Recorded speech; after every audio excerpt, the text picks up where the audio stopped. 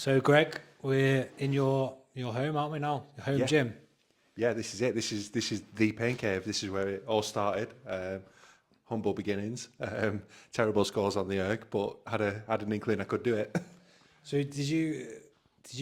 when you signed up, because that's where we ended, wasn't it? We were saying then Invictus Games. Then did you make the gym after that? Was this to part of your rehab anyway when you were injured? Yeah, I think you're right. I think part of my rehab, I always had a bit of a space. I did quite a bit of stretching. I used to get really tight hips and a bad back because of it. And once I tweaked it was that, and I was getting a bit fitter. I started just having a bit of a space. I could have a stretch, and was a bit spoilt that we had a spare room downstairs. And slowly over time, my missus used to make me have it as a bedroom and Yeah, it looked nice. And then over time, I got a rubber floor and got the little weights rack in, and yeah, yeah, just built it up. Yeah, yeah. yeah, It's ideal, isn't it? Is that the rowing machine then you was using? yeah. That's it, and that's the first one I ever had, and I'm a bit reluctant to get rid of it. Oh, mate, yeah, Yeah, I've had it serviced, and so it's all working well. But yeah, it's something quite. I love it and hate it.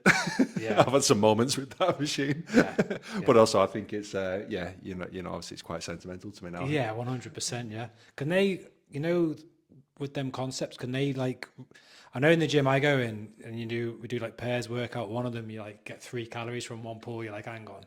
So they can get really out of sync, can they? Oh yeah. You must Yeah. be. Are you paranoid when you're training on them that they Yeah, fall out? so the first thing you'll see, if you're ever around a rower or someone who knows what they're doing, like a CrossFit athlete who's been on a course or something, they'll check the dampener setting. So you can go into the settings and check the dampener setting, and they'll do a few pulls. Just do like 30 seconds, and it'll tell you how many how many watts you're producing. Right. Yeah, and yeah, you can put the dampener up and down, so everybody goes on the side, this slide thing that everyone just puts to 10 Yeah. and gives it big beans. Actually, that's not what you're meant to do. You want to be looking for about 125, something like that. They think that equates to the feeling of water. Roughly. So if I was doing like a 2K test, I'd probably have it on 125, maybe 130. Really? But yeah, so it cracks me up. You go to the gym and you sit next to someone and they whack it on 10 and, they Yeah. do a minute and hanging out. Yeah. I'm like, actually, you probably shouldn't do that. Yeah. But yeah, you do see a massive variation as well. So like if you ever do it, you'll notice it where if you're on a rower and you put the dampener at 4 and you start pulling on it, it could be like 90, 95. And then you go on the next rower and, it could be 140 because Yeah. they get dust in them and Yeah. the chain's not quite as tense. Yeah. Well, so I imagine you're tuned into that though, so you know if it's like if it's I think so, yeah. because your timings and Yeah, stuff, you know where you're yeah. at, don't you? Yeah, and I think you've like anything, you kind of can shut your eyes and guess just off how much feel I've been on it that bloody much. Yeah. You get quite in tune with it. You're like, oh, something's not right. Yeah, good. So, yeah, you signed up for the Invictus Games, and I remember you saying it was in Australia, wasn't it? Yeah, And then, obviously, before it cut out, you said someone you did. What happened? So didn't you do like a trial one, and someone yanked you and said, right, no, you're going to the Paralympics. yes. Well, so they said basically, you've done well. The time you've hit in the tests is good enough to come into the GB para rowing squad, which I knew nothing about. Didn't know how much time that would take, and it just sounded great. So I remember coming home, driving back up from South Wales. It was somewhere where the velodrome is in South Wales, at Newport. Right. So in the middle of this velodrome, I didn't do any cycling, so I'm not sure. But I drove all the way back up north, and I remember saying to the missus, "Oh, I think I'm going to join British rowing Paralympic team," and didn't know much more than that, to be honest. didn't have a boat, didn't have any idea on where they train or how they train. So yeah, it was yeah, and my kids were dead young then, so I remember my missus kind of being like, "Well, how many days a week do you train?" And I had no answers. I just kind of liked the idea of it, and it just piqued my interest because I think there've been so many times where you're in a gym, and once I started looking a bit more like an athlete, or at least looking after myself, you get the someone who doesn't know you in the gym like, "Oh, you're going to the Paralympics," because they see someone in shape and they see the legs and they go, "Oh, Paralympics," and yeah, I fancied it. I was like, that sounds mega. Yeah. Is it? Do you reckon it was better not knowing going into it because you could have talked yourself out of it, do you reckon? 100%, Yeah. 100%. I was like, you thinking, I don't know, I'll train local somewhere, or I've got a lake, I've got a lake right behind my house. I'll maybe train on there. That's how naive I was. Yeah. And then like the good thing British Rowing do is you join like a development squad, so you're around all the newbies. They teach you how to row, get you sorted, get you a boat. So it takes a while to get everything in order, and then the next thing they're sort of saying, "Oh, come along to trials," and "Oh, where's that? Oh, it's in Reading." It's okay, and then you do, if you do well at trials, they invite you to train there, which you're like, "Oh, buzzing," and then you realise they want you there 6 days a week, 3 sessions a day, kind of thing. Yeah. So it becomes pretty heavy pretty quickly. But I suppose a bit like being down at 5'9", at the end of the day, these elite environments do require an incredible amount of you to be there, to be present. Yeah. I think it's when you come out of them environments, you realise, don't you, what it takes. But when you're in it, you just think it's it's a way of life, isn't it? Yeah, 100%. And if you want to, I think I accepted early on that if I wanted to win, if I wanted to be good at this, it was going to take everything. And rowing was so bloody difficult when I first turned up. My balance was terrible. There was work to do on my strength, on my core. And they're honest. It's again, it's that elite environment. They're not brutal with you, but they're honest. They're like, right, you need to improve this, you need to do this, but you're doing well in that. Yeah, fortunately there was a few positives in there. Yeah. I could pull on the erg. I could get some scores going. I was fit. I was probably looking the part. So really really enjoyed. I think that transition, I really enjoyed it because it's all exciting. It was all new. But yeah, if I'd have known it was 6 days a week right off the offset, I think it would have been a very different conversation with the missus, if nothing else. Yeah, I think you better not knowing, aren't you? Because then when it comes, you've got no preset judgments on it, have you? Yeah. And it's the things you don't think about as well. It's like you're finding accommodation. I'm fortunate that I've got a military pension. I was doing a bit of work, and but yeah, all of a sudden I'm from the northwest, right? I know how much something rents for, or but Reading prices. I'm like, oh, okay, and food and the fuel and things get expensive quickly, and I think that's when I really started to think like, how much do you want this? And the answer always came back as this is such a cool opportunity, and I almost felt like that thing I'd been seeking in terms of like a challenge. I think because my military career was abruptly ended, and I think I had this sense of perhaps not having achieved everything I could achieve. I don't know what that was, but if that's what it felt like I had unfinished business. And then I think the rowing quickly filled that. It was the first time I was like, oh, this is nails. They're expecting me to get up at 5:30, get in there, do a 14-kilometre row, and then weights, and then maybe finish with another a row or something like that. So yeah, you quickly back in that environment where you're like, oh wow, this is difficult. I don't know if I can do this, and I got really excited by that. I was like, wow, because you were injured. How long you were injured on your first tour, weren't you? Yeah. I mean, did you ever think about going selection or anything? Was that in the back of your mind? Honestly, my honest appraisal on that is I don't know if I was slick enough. The lads who pass, and I was never the most slick, but I was a bloody workhorse, and I think I've got a good friend who told me at 16 where he was going and he went there. So, like you say, he was cut short. So you could have had another 20 years ahead of you, couldn't you? So I forget where your mind was. Yeah, that's it. And I like to think, obviously, I was competent, but I was a workhorse. I loved the job, and I knew I kind of felt I wanted to be there for a while. You didn't get the choice, did you? Yeah, that's it. Even things like jump course, divers course, all these things that I think as a young lad in squadron you aspire to achieve, don't you? I was a bit of a badge collector. I'm not going to be. I'll be honest about that. I fancied it. And I think my self-esteem was high, which is a good thing. I was ambitious.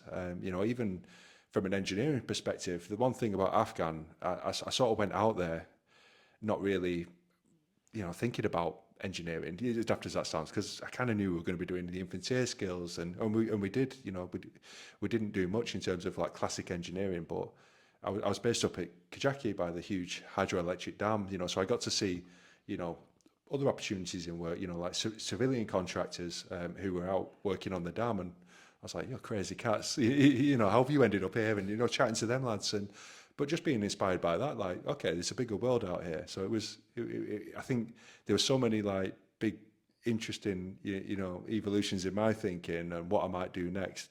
Yeah. And then boom, it stopped, and I was like, and I think that's honestly where the struggle came. But thankfully, the rowing and the opportunity, I think it reignited that self-esteem. I can just find it interesting because I can see what you mean with that, and then you were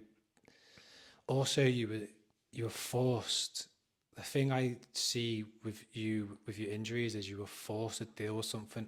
There's no like, how like people have problems and you can delay them and you can delay them and delay them, but it's like, boom, you are forced. You have to deal with this. That was it. One way or another, you've got to deal with it, haven't you? Yeah, exactly. Which that. is there's no escaping it, is there? No. And which you find, like, early on. Yeah. It's they ain't going to grow back, as harsh as that sounds, but it is, and it's a lifelong injury. It is what it is. I was just interested. I see where you're coming from with that. So then, where did the Salford come into it? So you're going to rowing, going to Reading, but then they set you up in Salford as like a local. Were you training there between these tournaments? Yeah, that's right. So before Reading became like a full-time, being there all the time, you kind of have to earn your right. So, you've got to set your times to achieve. And so Salford was huge in that period, in developing, getting up to speed. And it's something I could do from home, so I was traveling in, trying to hold down a job and juggling kids and this and that. But yeah, it was just, I absolutely loved my time at Salford, and picked up on it a bit before, but it's my spiritual home, Manchester. Both my parents are Manx. I love that area of Manchester as well, and being on the River Irwell, right into the heart of the city, and it was just brilliant. And I think again, that helped me, face up to, a bit of my past as well. That actually, there's times where I didn't make the smartest, choices, or gained weight and didn't feel like particularly confident, self-esteem incredibly low, mental health crashing. I was depressed, and then had this sport come along in an area I felt really comfortable and safe, and I started to excel, and it was really nice. It was really nice to have that feeling of pride, and think, unfortunately my father passed away, as I mentioned previously, but I knew he'd be proud of me being in Manchester, working my arse off, getting up at 5 on a Saturday, and every bit of you wants to go, I might take the day off, but you're like, do you know what? I want to be good at this. So cool. You're in the car, Stone Roses on, you're driving into Manchester, getting the, getting up for it, and getting on with it. Yeah, mate. I'm not being funny, but you wake up, especially where we are here with the like in the countryside. Yeah. You wake up at 5 a.m. in England in the winter. Yeah. You've got to be motivated to wherever you're going, haven't you? Yeah. You just do, don't you? That's there's something about that in England. Absolutely. Getting up early. And there's something about that with rowing as well. It's an outdoor sport, right? So I could turn up. The weather could look okay here. I could turn up and it'd be really windy, and sessions off, and you're on the indoor erg, where you think, could have done that at home, but I think I did really well. And I developed so much patience, because I think you nailed it before, where you said, the injury was what it was, and it really forced me to face up to. I tried to avoid it, and there's plenty of people probably listening to this that saw me try and avoid it for 12, 18 months. But when I faced up to it and did the right thing, got a bit of support, was quite honest with myself, and was being dishonest with myself up until that point. And I think it did. It taught me that things aren't always a given, right? You need to take a breath. You need to take a moment sometimes to stop, which I think up until that point, I'd never done in life. I'd been quite fortunate that things had gone my way or whatever, a bit of graft, I'd got in some sticky situations, but I'd always managed to get out of it. But yeah, it really made me, front up and, learn that actually, if I want something, I might have to be smart about how I do it. I can't overtrain, I can't injure myself, I can't, so I had all these like yeah, cool, sort of empowering, awakening, sort of Yeah. moments. And then And that was thanks to the training, yeah, just put me in that arduous situation where, I was out of my comfort zone, I was stretched in that stretch zone, and I was developing well. and then you had a goal at the end of it as well, which is 100%, yeah. it's a different motivation, isn't it? Yeah, Especially on the world level you were doing it. yeah. So Reading was like, how long were you there for then? How was that working? So if Yeah, you're getting your times up in Salford, and then what's Reading then? yeah. So traditionally in November time, summer rowing's a summer sport, right? So if you're in the team, you race in the summer, a bit of time off in October, and then everyone comes back together. And in November they call it trials. So you turn up, open trials. Pretty much anyone can. If you're hitting the marker time, which is quite mediocre. You could achieve it if you wanted to go down. But the first trial is kind of open door, rock up. If you think you can go quickly on the clock, and let's see who's the quickest and who's the second quickest and who deserves to be in the team. So you turn up. I remember travelling down from here with my coach from Agecroft, a guy called Eric. What an awesome bloke, proper role model. So again, somebody willing to get up at 5 o'clock in the morning to help, an idiot like me, get out in the water. But he absolutely loved it. And I think he thrived off that energy as well. We were a good pairing, because he'd be like, if he's getting out of bed, I'm going to go with a good session plan and, make sure he works hard and gets what he needs out of it. So I appreciated that. It was like, that classic, like, if he puts 10% in, I'll put 100% in. And it was amazing. Yeah. So yeah, I remember, literally boat on the roof of the car, the Ford Galaxy, the family wagon, driving down there, and it's cool because the next thing you know, you're around Olympians and people you've seen on TV, and yeah, you're pinching yourself a little bit, and it feels like imposter syndrome, kind of like, what am I doing here? Yeah. I'm still not amazing at rowing. Yeah. There's definitely some areas to improve, but it was just cool. I really enjoyed that period. It felt like the kind of like beat up period. Yeah. I quite enjoyed that as well. It must be a bit strange, but the expectation was on myself. Everybody else was like, yeah, the opportunity's in front of you, and now it's for you to go and perform as best as you can. And that's what it felt like. It felt like almost like a free hit. I was like, right, okay, cool. I'm brand new to this. No one's expecting miracles. I'm probably my own worst critic. But I fancy it, and I can make the boat move, pretty quickly. So now I've got to piece it all together because, yeah, I remember turning up to my first trials, and I think I went really well for like the first 1,000 meters, and then I did the classic like, oops, I've gone a little bit too hard. Yeah. Towards the end of the second 1,000 meters, I'm literally seeing stars and almost passing out. But the grunt in me, was like, I will get to the end. Yeah. So I think I had like this terrific like 1,000 meters, and then pretty catastrophic second 1,000 meters, but. I suppose that's what you're there to do, isn't it? You're there to show them that, you're worth investing time in and effort in, and I showed them that. They were like, you're an idiot. Like, you've gone off like the clappers, we need to get that sorted. Your technique's terrible. We can improve that. But you're a workhorse, and you clearly used to be 6'6", probably advantageous in rowing. And I like to think, and they fed back to me that, I was quite mature. I was probably 36, probably younger than that, 34 or something at this point. So I was, been around the block a bit, had kids, wasn't the stereotypical rower, if that makes sense. And I think they quite admired that. Yeah, stability as well. So that was. So how many trials are there then in Reading? How many stages to it? Yeah. So if you get through November trials, you're then probably in the squad, but Right. you're probably training part time, so you'll go down a couple of days a week. And then come back up home, train at Agecroft, at Salford. And it gets increasingly, more time consuming. You're looking at accommodation, start looking at how you can build the picture, build a life down there. We decided as a family, big decisions to be made. Or whether to move or Are we going to move? And the kids are in school and happy at nursery and all that kind of thing. Mrs. had a job, so we kind of decided, like, not in a selfish way, but as a family, we just said, look, this is almost like a dream scenario, but it's kind of my dream, and I'm the one that needs to make this work, which was fair, So I was the one, doing the commute and missing out on time with the kids and stuff, but we just made it work. Yeah. So how long? What year was that then? That's a really good Because question. 2024 Yeah, so that was would have been like 2018. I would have said 2018. 2018. Yeah. And then did you say you knew you weren't going to make the next one? It was the one Yeah, after. yes. So what happened was there was myself and the eventual gold medalist, so Yeah. pretty good competition. A guy called Lawrence, who won at Rio as well. So we were going toe to toe for the seat to go to Tokyo, which again was a different level. And I didn't know anything different, in all fairness. I was quite new, but we were up against each other in all the tests, and I'd beat him on the indoors stuff, for example. He'd beat me on the water, so it really was quite close.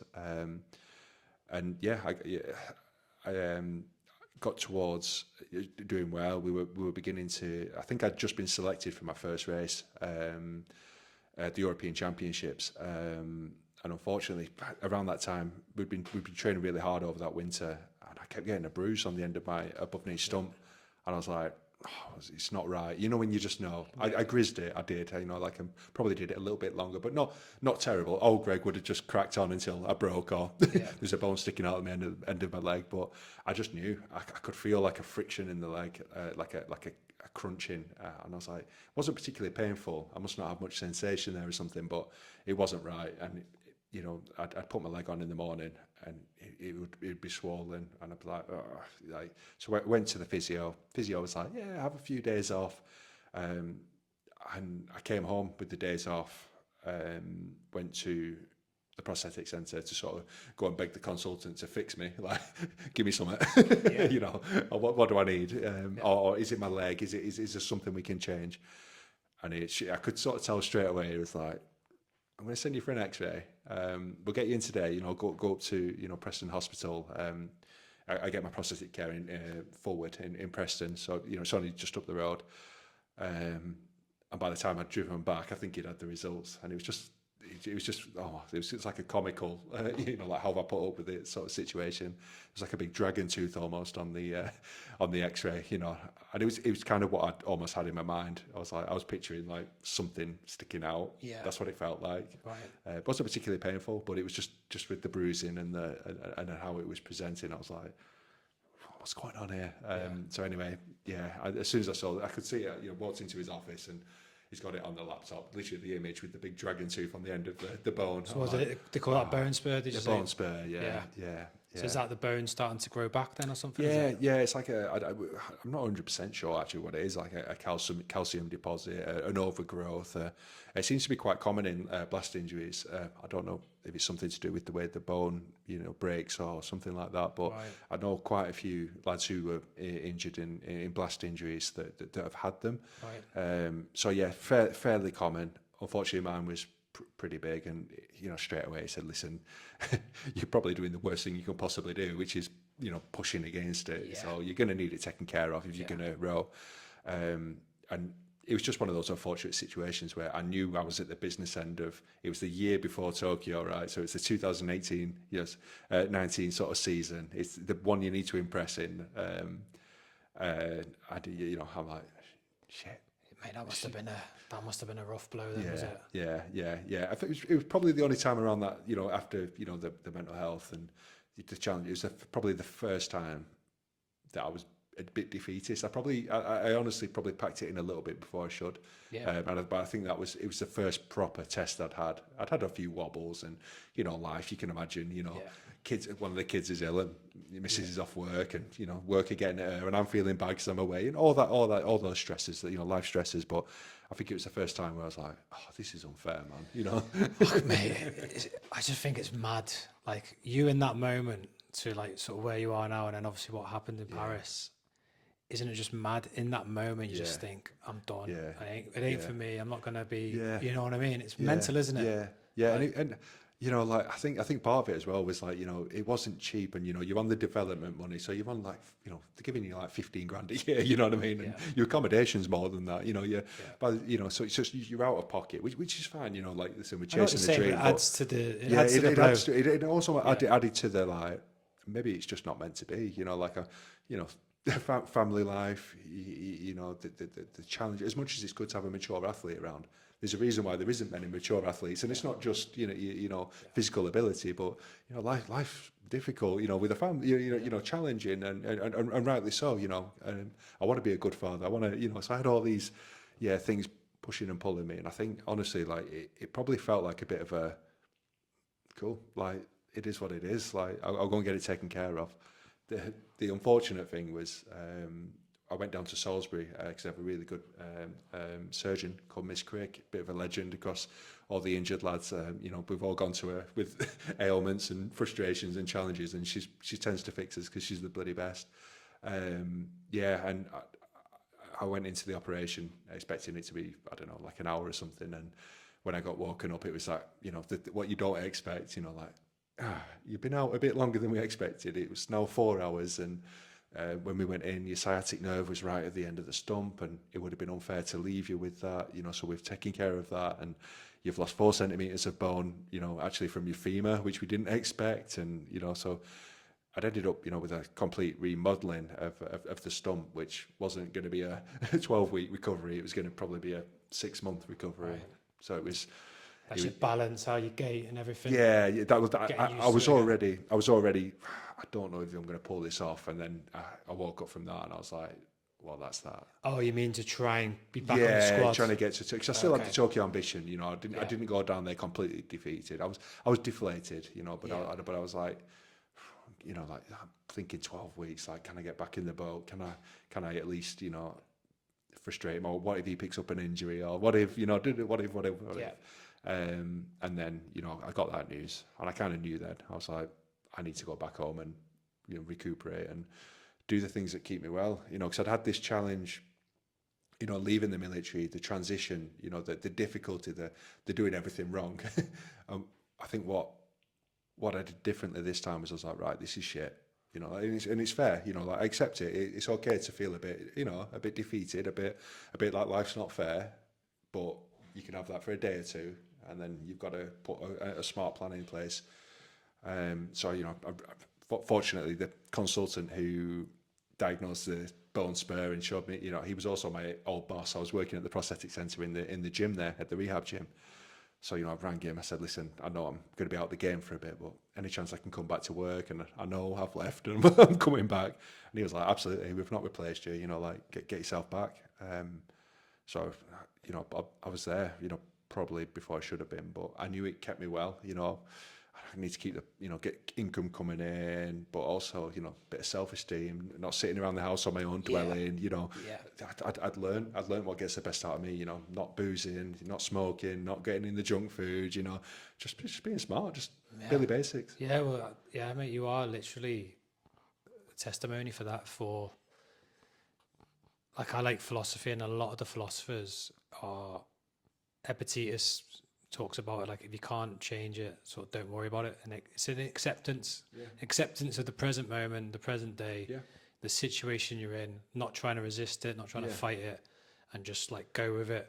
And obviously your journey has brought you to that point. So this time round, you knew, like you say, you knew what worked for you, which is it's just smart, isn't it? Yeah. And it for everyone, for you, the family, the kids, everyone feels it, because I feel like you can deny things and you can resist them, and you say, I'm fine, but it comes out sideways, doesn't it? Like you end up going for a drink or anger or this. That's it. I could feel it bubbling, like I could feel like, right, Steve-O would have, and I was almost felt like, no, that's, you don't need to do that. Like what you need to do is that patient, that challenge it, head on, but be compassionate, which was a new word in my life, but none of us want to be Care Bears, but actually it was about being kind to myself. It's like, right, listen, you are going to be out of the game here for, probably 12 weeks until you're even thinking about putting a prosthetic on.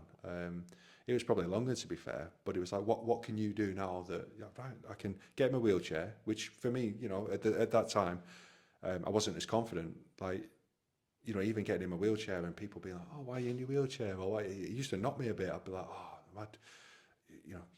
but what I knew, the downside of that was I'd be socially isolated. I'd be back in the house hiding from people, and thankfully I'd had this awakening and this confidence to go, well, fuck off, You know what I mean? Yeah. I'm in my wheelchair, and rightly so, because I'm probably pushing the boundaries a little bit, but keeps me well, you know. And that gave me, you know, like a sense of awareness as well, because I go, well, some people are in wheelchairs all day. You know, who are you entitled little prick, to start saying that that's not a good way to live your life, or you know. So it gave me this like rounded, you know, it's a hard lesson to learn, but it gave me an ability to be a bit more empathetic. It gave me an ability to be a bit more patient, and it gave me you know, an ability to, you know, sort of forgive myself a little bit and be like, right, we are where we are.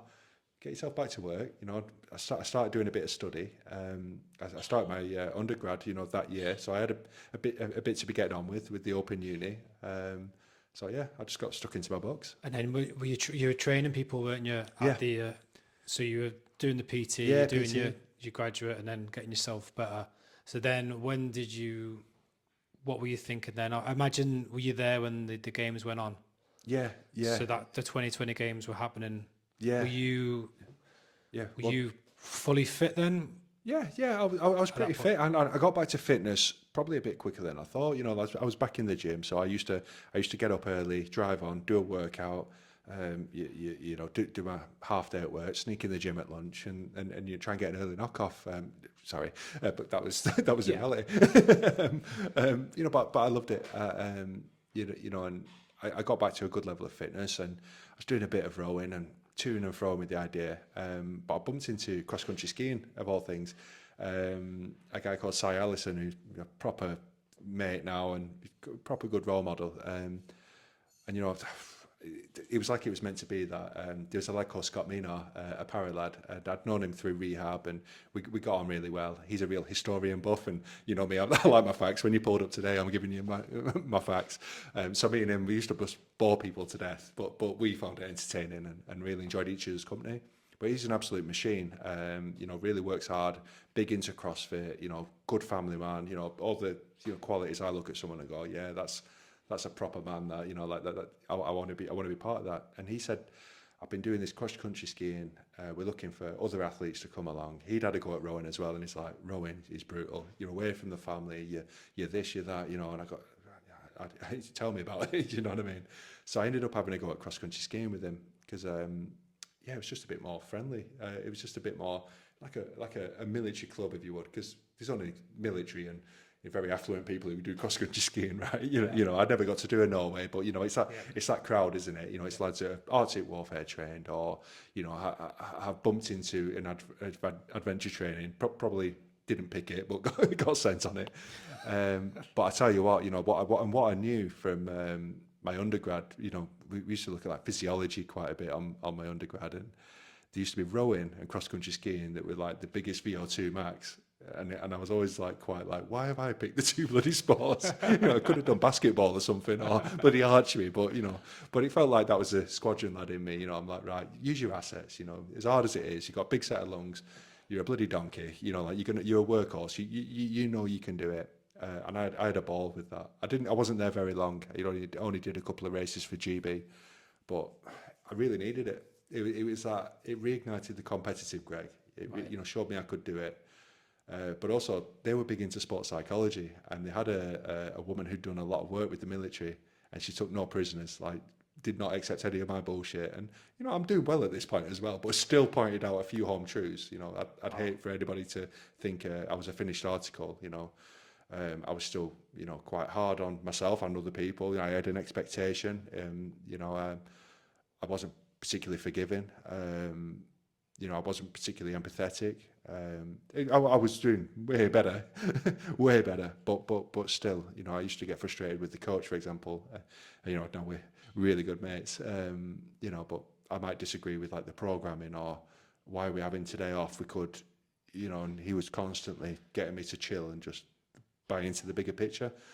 Right. To the point where it's like, listen, if you don't want to be here or you don't want to be on the program, you know, make your decision. And you know, thankfully I did really well with that. I mean, I've knocked out some incredible 5K scores, and I think I've still got the world record on the ski erg. You'll see it's there on the wall, you know, in my gym. And I bloody love ski erg. I'm probably better on the ski erg than I am on the rower, just because I loved it. And I think I thought sport had gone right, and I'd accepted that I was probably just going to be a gym bunny for the rest of my life, do a bit of CrossFit, have a bit of fun. They were big into like ski erging as well, and it was, I could do it stood up, so it just made sense. But yeah, cross country skiing was honestly set me up so well for my return to rowing. So what was the mindset? Why didn't you keep with the cross country skiing, and what was this always this unfinished business with the rowing then, was there? I think the pressure was off. In all honesty, I think I was in an environment where they were more concerned, and I genuinely mean this as a complete compliment to the entire snow sport setup. They were more concerned about me being a good person, about me being happy, about me having my family buzzing that I'm involved with them, and it was just a different beast. And they taught me how to be like that. You know, that I can work hard, but also have time with the family. That I can you know, absolutely go deep. And I was going deep on some of those tests. You know, like deeper than I thought I could go. You know, heart rate at like 190. I could probably get it up on there. It's disgusting. I looked at it the other day. I'm like 100. I think I held like 196 heart rate for, you know, like bang on 15 minutes or something. Like ridiculous. You know what I mean? Pain. Ridiculous stuff. Yeah. But do you know what they got out of me was they made me feel a real sense of belonging. Like I was part of the club, and again, not to relate everything back to my time at Squadron, but it was that, you know, that sense of beat up. Like I wasn't the fittest, but by God, I wasn't going to not get that lid. Yeah. And you know, and I had that sense again. I wanted to be part of this community. I was buzzing off the lads. I was buzzing being back into it. So you probably needed that then, didn't you? 100%. That lady helped you out. Yeah. The community helped you out. Yeah. So then what was this itch for the rowing then? What was the... Yeah, in all honesty, I didn't consider the rowing. The cross-country skiing fizzled out, but for the right reasons. It was difficult, you know, like you're racing in like Dresden in East Germany, which I don't know if anyone's ever been, or, you know, like Norway, and difficult places to get to, not cheap places to get to. And, you know, I wasn't performing very well. I'm 90 odd kilos, you know. I'm looking at the little Russian kid who's winning, who's been brought up on snow. And I'm not being defeatist, but, you know, like he's like 45 kilos wet through, and I'm trying to keep up with him. So I was like, do you know what? It's fine. And again, that's compassionate, Greg, saying like, it's not being defeatist, we're just being realistic here. And I'm not here to just make up the numbers. You know, I was always saying that, and always getting in trouble for saying that. But, you know, to a degree, I stand by that. You know, I can go to the gym and get the self-esteem and the scores and this. I don't need to be, you know, in Dresden doing it. Yeah. I want to go to Dresden to win medals. I'm going to be away from my family. I want to make it worthwhile. Yeah, that makes you know, so that was my buy-in. That was my my check-in, to be honest. So I was, you know, wasn't even coming in the top 10. So I'm like, this is a big ask. Whereas with rowing, I just felt, you know, I know I didn't race internationally, but, you know, the scores I knocked out on the erg, the feeling I had on the water, I was like, I'm competitive at this. Yeah, and plus they've got the matter of fact, haven't they? They know if you can hit this number, that's in the category of like world level. Yeah. And if you're not there, a little bit of this, you can get to that. Yeah, so yeah. I can imagine it's very very dry, isn't it? You know what I mean? Yeah. You can hit Absolutely. So what year was that then? So that would have been like 2021. It was around COVID, you know, because actually, I remember like our flights were all affected, and I think we might have been in Dresden or on a camp in Norway or something when it all kicked off. I remember sitting in the airport being like, what's this COVID thing? You know, like you're reading about it a bit more, and you know, like it was beginning to get talk about lockdown and stuff like that. And I remember we were away, because I remember flapping, thinking, God, you know, if I don't get home now because I promised the missus, and you know, it would have been like 2021, something like that. Right. So how did you how did you head back in towards the rowing then? From there? Yeah. So did you go down to the trials then or something again? No. I you know what? I developed so much again as a person, like with the cross country skiing, and I was doing well at work. I've gone back to work. You know, I'm like, I'm doing well at work. I'm doing a master's in psychology. I'm a mental health practitioner. I'm man of my own business. I'm, you know, all zen, calm, you know, enjoying life. I still had the itch, you know, like massively had the itch, and always probably had the question mark over, like, and always felt a bit frustrated that I didn't get the opportunity. Again, you know, it was like the double whammy of like it's another chance that you could have been all right or something. Not saying I'd been the best, and I wouldn't, you know, but I knew I could be all right, you know, as a soldier. I knew I could be all right at rowing, and it was just a bit like, shit, man. Like, so anyway, made peace with it. I'm back at work, and then I get a phone call off Lauren, who is who I went on to win a gold medal with. You know, she's at this point got 2 gold medals, and she's wanted to go to Paris. And I love Lauren to bits. We had a great relationship, but it's you know, she's a lot younger than me, you know, so we weren't texting all the time, you know, and stuff like that. But when I got a text, it was always quite frank and to the point. You know, she's like, I need to speak to you tomorrow. I'm like, yeah, cool. So we have a chat, and she's basically like, Lawrence has retired. The lad who went to Tokyo isn't coming back. We think you could, you know, ultimately go on to win a gold medal at Paris. What do you think? That sounds pretty good to me. Like, but you know, it was like what I was saying before. It was just that, like, oh my God, like, yeah, that's how I feel. And I genuinely felt, you know, the empathy and the compassion from her, someone whose career had gone like that, you know, and it had all gone the right way. You know, don't get me wrong, she's had injuries and setbacks, and you know, what a story she's got. But for me personally, I was like, fucking hell, finally, I've got an opportunity here to like put it right. Yeah, and you knew inside, like you say, you could do it. Yeah. I knew in the text, as daft as it sounds, I knew in the text, I was like, what was that, man?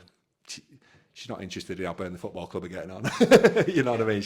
There's something coming my way. And I thought, you know, it might be, I don't know, like, you know, come and help me get through a training period, something which I would have done and would have enjoyed doing. But, you know, when I knew she was serious, and she's like, you know, we think this can happen.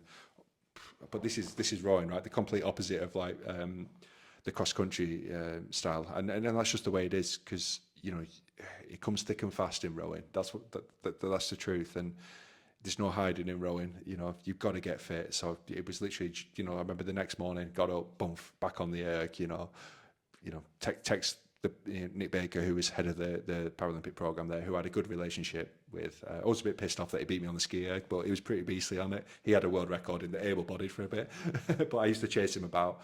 I remember just texting him saying, like, you know, thank you for the opportunity. I'll run through a brick wall for you. Like, yeah. that was it. And, you know, like, I just thought, I don't know why I sent that, but it was almost like, I'm not fucking about. Yeah, you're ready to go. Yeah. You know what I mean? There's going to be none of this, like, I can't come this day. I can't, as hard as it's going to be, you know. Thankfully, Mel, my missus, knew what was coming. You know, like, we'd had second bite of the cherry. The first time it was a bit like, no, they can't need you every day. Or she'd be like, oh, can we book a holiday? Like, it doesn't work like that. I'm so sorry. But so the second time it was like, you know, might sound a bit negative this, but we literally got the calendar out. I was like, look, you know, the games is in September. The final, we can already look when the final is. You know, the final's on the 1st of September, 2024. Let's work backwards. How are we going to make this work? It's going to be shit. Yeah. But it's cool. Yeah. And I could see the sparkle in her eye, and she could see me getting older. You know, at this point I'm 38 or something. She could see me. It might be my last chance to, you know, do something at that level. You know. Yeah, I think when it's in you as well, and that it's like an itch, isn't it? You know, not that it would destroy you, but it's just an opportunity, and you know in you. Yeah. And then if you don't take it, it's like that will sort of sit with you as you. Yeah. And also, for me, which I take from it with your children, you're showing them to follow the dreams, you're showing them to, do you know what I mean, to excel or whatever. 100%. So you to try and give that advice as an older man, you'd be like, well, I didn't take that opportunity. I used to say that all the time to myself, you know, but driving on, you know, frustrated that a session hadn't gone well, or, you know, stuck in traffic, and I'd say, what would you say to your boys now? If they're watching, genuinely, if they're watching you, or their little ears are in the back of the car and you're griping, moaning, saying how hard it is, like, is that the value? Is that what your dad had said to you? And I'm like, absolutely not. Yeah. He'd told me to get on with it. It put a bit of humour in the situation. Yeah. You know, and I'm like, now we're talking. They're the attributes that I want to, you know, represent, and that's character for me, right? That's that, like, you know, that. Yeah. The good lads, you know, the lads that you just knew were going to fly, you know. Yeah, no, I get it, and that it seems like long, like 2-3 years, but it's a relatively short period, isn't it? Oh, you know what I mean? It's going to be crap, but we're committed in a relationship. Like, we get through this, and then, you know, you're absolutely kind of done. You know, because quickly, you know, you're going through, like I say, I'm backdating the calendar, trying to work out where do I need to be, who do I need to do, and it's like, well, actually, already, you know, I've got like 3 seasons, if you would. I've kind of missed this first season. I'm halfway through already, so we're not racing this season, but we can get the boat ready to go next season. Come on. Here comes the dog. but all of a sudden, we've got to, get the boat, qualified for the Paralympics, which is that season. Right. So it's got to, straight away. Both Lauren and the coach turn around and say, well, actually, by the end of 2023 season, we need to come in the top 5 at the World Championships. So already, you've got half a season to get up to speed, and then we're hitting the ground running that first season. So So it feels like you haven't got much time then, type of it's thing. like an 18 month, because I'm like, if we don't qualify, we ain't going. And but that was quite cool as well, because it was like, I'd done so much work on myself rather than fearing it. I was like, I can walk away from this sport knowing that I tried and failed much better than I can that question mark. That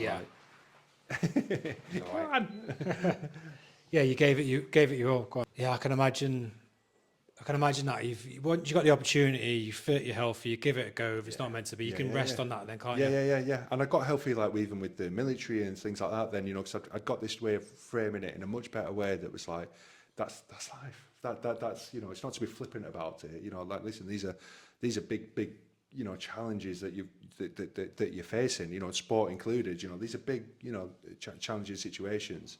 But it's cool. Like, I'd genuinely much rather have a go, fail, a bit of salt in the wound for a while, and go, okay, genuinely, but rather than just could I, that nagging feeling. Yes, that could I, should I, and all that it's just restless thinking, is it? But if you give your all, like you say, you run through the walls, you're committed.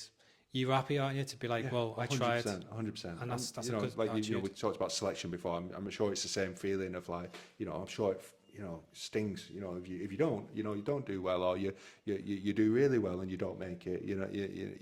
I'm sure it's that same feeling of kind of like, what more could I have done? Yeah. And I'm cool with that. And I'm glad that I got to that space, because there's some really fun stuff comes the other side of that, when it does go right, or even if it doesn't, because that first failure for Tokyo, it's like, would I have gone to uni if I hadn't had that? If it had all gone my way, I might not have. And I think I'm a better person now because I've educated myself. And just like, well, I didn't know you'd done the skiing, so even just going to that skiing, like the psychologist brought something out of you. So I'm a big believer in, you've got your path, but there's what you think, and then there's a path which is. So it's just like you were taken to that, to feel the community, get a bit more healing with the psychologist, and then you're in a position ready to go. Do you know what I mean? Absolutely.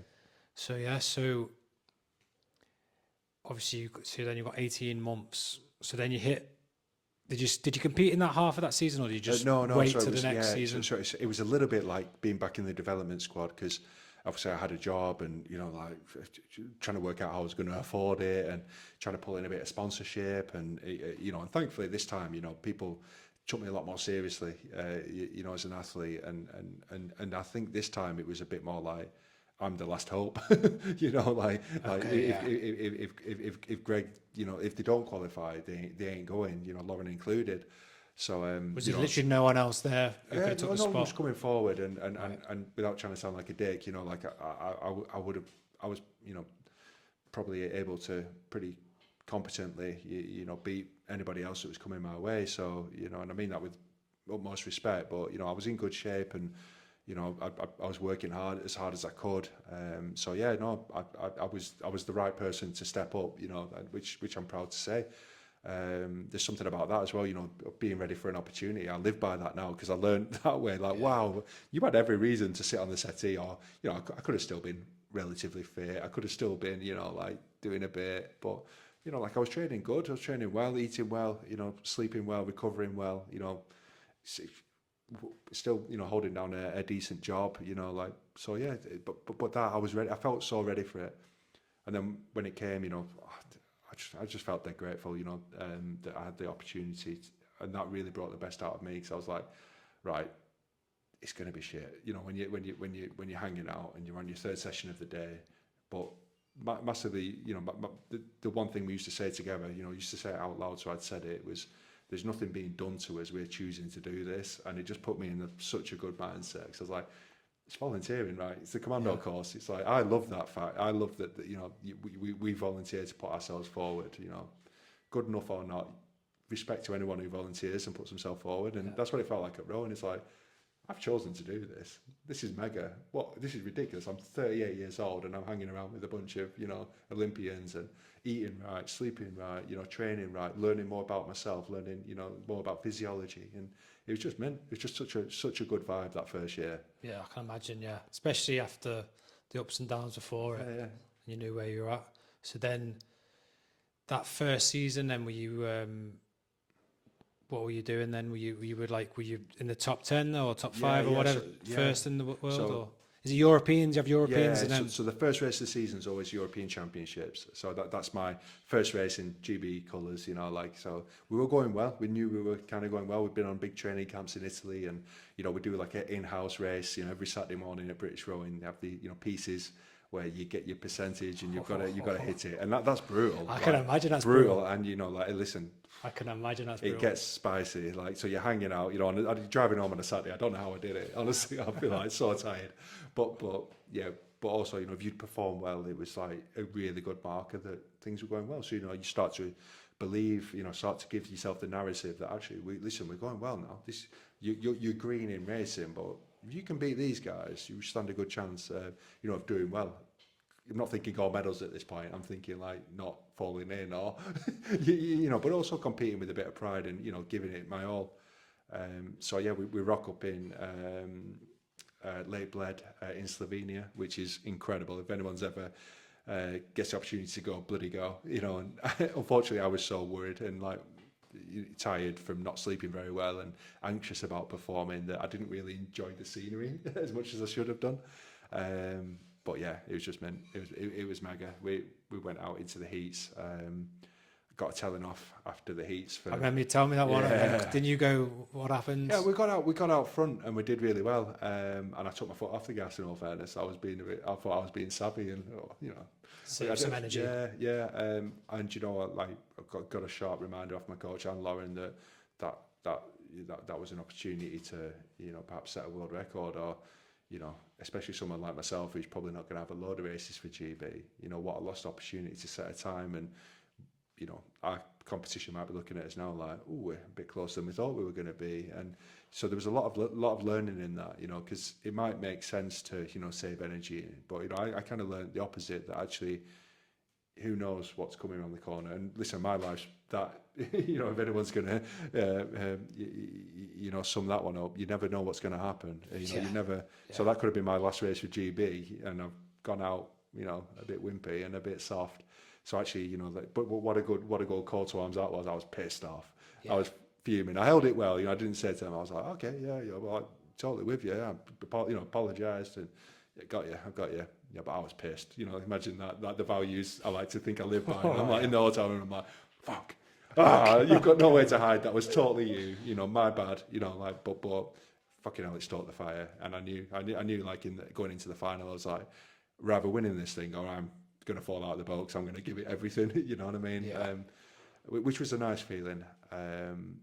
You know, but it was such an intimidating race, man. Like European Championships, you know, TV camera right in your face. I'm still feeling a bit novice, you know what I mean? I'm like, just let me do the first 10 strokes, let me get into a rhythm and then film me. You know what I mean? But none of that, you know, like just coincidentally the lake you're at, yeah, it's the closest I've ever seen a spectator. You've literally got someone having a ciggy, like watching, you know, like just the way it is, because it's only just 2,000 metres, the lake. Okay. So you're right in with the fans when you set off, which is mint, you know, but I'm like also like, oh my God, this is mad.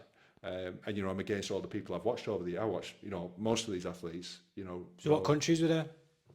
Netherlands, where probably our most feared competitor, the guy there, De Koning. I've watched him for years and phenomenal athlete, like absolute beast of a lad. Ukraine, they've got a really good pedigree in Paralympic rowing. Poland, again, really good pedigree, and a lot of these teams have been together, like coming up to like 10 years, really? You know, real solid teams. So I was like, you know, thinking, if we could get a medal, this is awesome. And we had a theory, you know, Lauren's theory. I'm sure it was a bit heavier than she used to tell me, but her theory was, you know, like if we could medal at the World Championships, which is the last race of the year, so the fourth race we were going to enter that year, then we were in good stead to perhaps win at Paris. But we went off in that heat and we were hitting a really good speed, and I was like, okay, like, and I felt all right, you know. I think I'd held my breath for the first 20 strokes, so I was a bit, you know, but once I sorted out my breathing, we pushed through the halfway line, and the Dutch were right next to us, and I was absolutely buzzing that we're like, fucking hell, the Dutch, and I'm like, yeah, we're in front of him here, like, and it was just so much fun that first year, because you had these like crazy little feelings of just like pinch me moments of like, fucking yeah, man, like this is all right, and not knowing how it was going to go. I remember Lauren shouting us up. I think 12:50 we traditionally do a call where she's like, yeah, you know, let's push on. And we pushed on and we just fucking smoked them. And I was like, oh shit, it felt so good. But yeah, I was coming towards the end of that race and I caught a crab, right? Which is like the cardinal sin in rowing. It's where you don't get the blade just right. Oh, okay. It was the novice in me, you know. I was hanging out as well, to be fair, because I'd had the talk about putting in everything. And trust me, I put in every fucking thing I could on every stroke. So it wasn't pretty. And I watch back now with through you know, it's a bit of cringe, you know, watching it back. But bloody hell, you can see a lad who's really digging out. And you know, we ended up setting a world record in that final.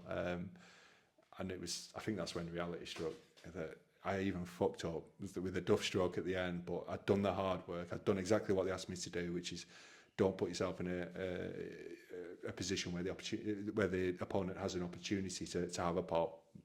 We got out. I fucked up, but still got over the line with the world record.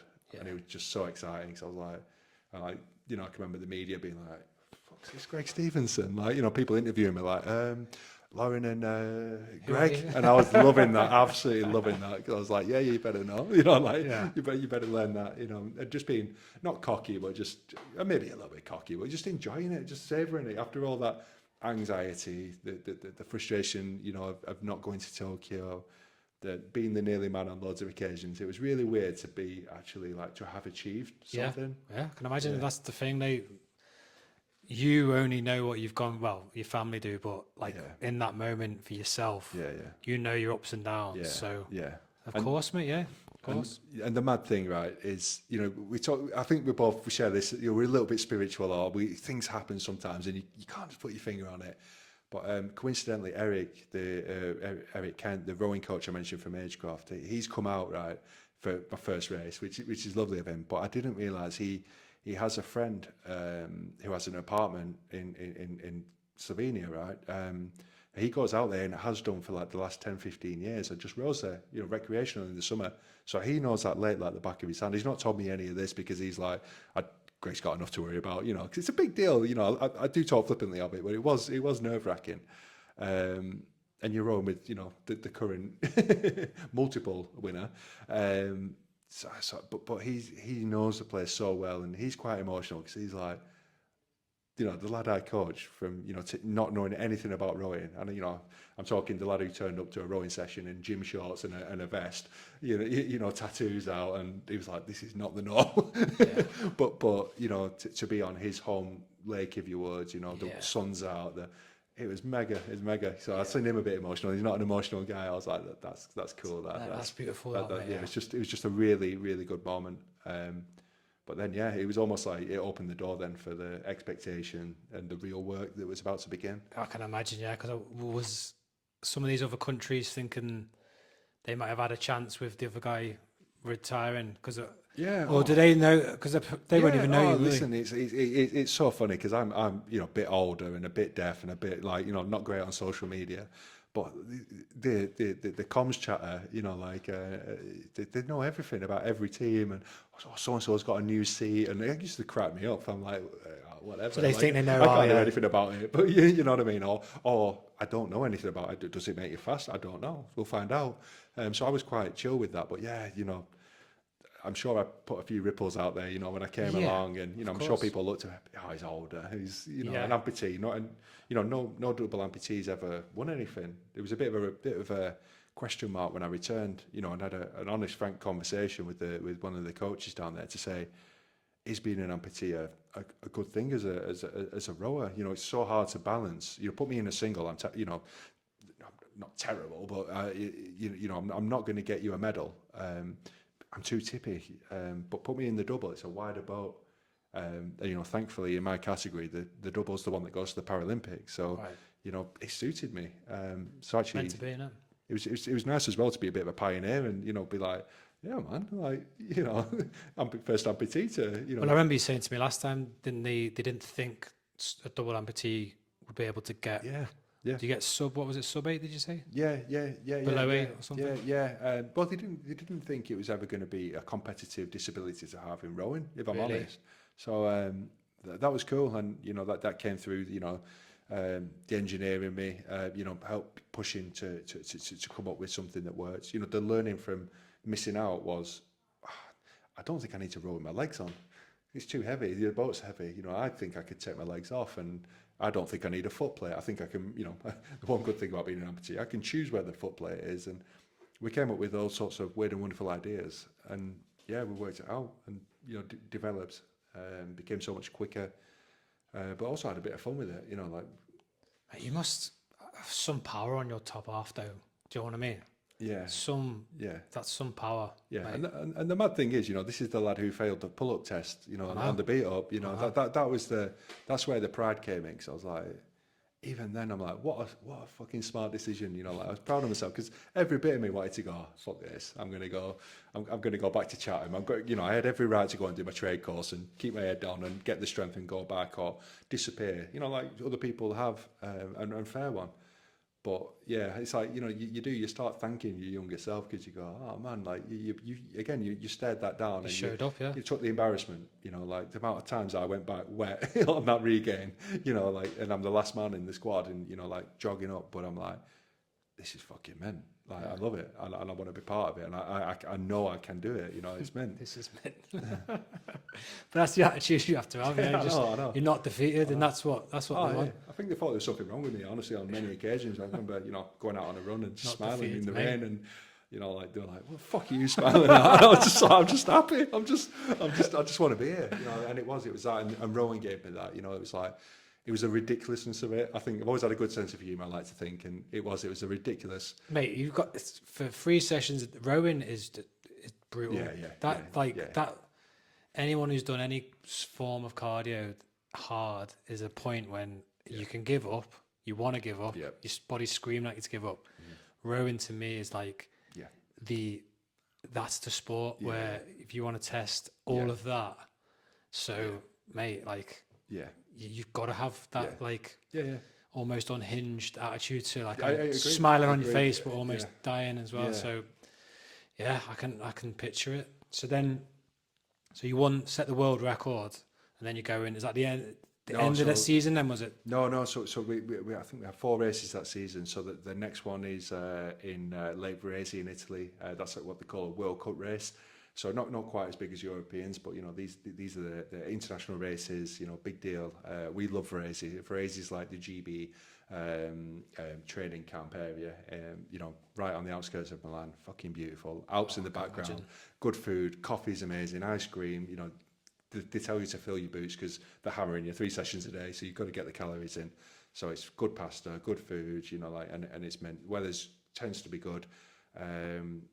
And so I felt really comfortable there. I felt way more comfortable than the Europeans. And you know, I've had a good result, so I'm like mega. So we go out, we absolutely, you know, probably one of my fondest races in all fairness, because it was probably a bit more confidence, and we went out, smashed the world record, knocked another couple of seconds off it. So we're getting close to that 8 minutes. The will anybody ever beat it kind of thing. So I think we're like at an 8:02 or something like that now, and that's pretty ballsy. That I can't remember what it was before we started now, but it was closer to 8:10. So yeah, it just felt like so cool, you know, like and that felt like it was on our home patch and represented well, and I was a bit more known around the boat park, and you know, like able to talk to like my opposition and a few people asking, you know, interesting questions, and just getting to know people and having a bit of a laugh with it as well, which is cool. A bit more like home as well, I suppose. So then okay, so I imagine it's pretty similar then leading up till the World. So this World's one, how how long was that before Paris then? So that's literally a year, you know. So Like, 1 I year. remember it was September the 9th. The reason I remember that is it was my birthday. The final was on September the 9th, 2023, and that's the final that, you know, the top 5 boats are going to go to Paris automatically. That final, yeah. Yeah, you then come in that top 5, you're going to Paris. How many go to Paris in total then? So if the top 5 qualify. So there's 12 boats go. 12 boats. But then there's a dogfight there where you've got to go and qualify in. You don't want to be there. There was other opportunities, and you know, so I think there was another like 2 boats could qualify in a dogfight somewhere in Austria that you don't want to be part of, and you know the pressure's mounting. And a good boat, you know, the German boat missed out going down that route that we thought were going to be pretty competitive. So you know, it does happen. But also then there's like invites to lesser known nations or people that are trying to encourage, you know, it might be like Turkey, or, you know, they might be brand new to rowing, and they go, so you get an invitation. So it's not a given that if you miss out on that, the only way you can guarantee it is, you know, being in control of your own destiny and coming that top 5. Right, okay. So yeah. So leading up to that, I remember you were saying you had a few ups and downs along the way. Remember that time you said you were out and you were walking around on your legs too much? Yeah. So we you know, it was a familiar routine, you know, back in the hotel, a big team around me. I love Serbia. I don't know if you're meant to love Serbia, but I bloody loved it. I think it's the Eastern European blood or something. But it was just old school, and we're in this like incredible, like old-fashioned hotel. It was like a shoot 'em up sort of PlayStation game you would have played in the early 90s. It was ridiculous. Yeah, like big neon flashing signs and stuff. So I'm having the time of my life, and unfortunately, you know, again, probably one of the unprofessional things I did, you know, not through any fault, but just enjoying the experience. It probably was my fault, to be fair. Just walking around a bit too much. It was hot, you know, and it was easy to go. And this probably me being a bit stubborn as well. Rather than getting a lift, I'd walk, or I could have used my wheelchair. It's all right, I'll walk. I don't need that. And I paid the price. I woke up, you know, for I think it was the day before the final.